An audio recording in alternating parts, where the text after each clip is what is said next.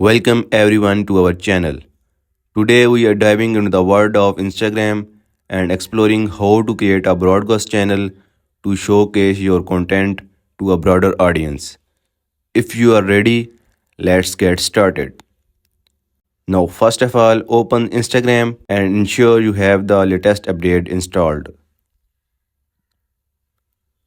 Now tap on your messenger icon at the top right corner. Now tap on the pencil icon or the edit icon at the top right corner. Tap on create a broadcast channel. Now tap on get started. Under profile, tap on name your channel and choose a unique name for your channel. Now turn on show this on my profile to display your channel on your Instagram profile. Finally, tap create channel to set up your channel and unleash your creativity.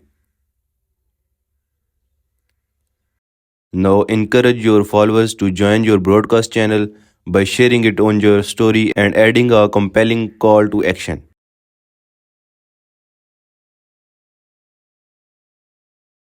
Lastly, send targeted niche videos and photos to engage and captivate your audience.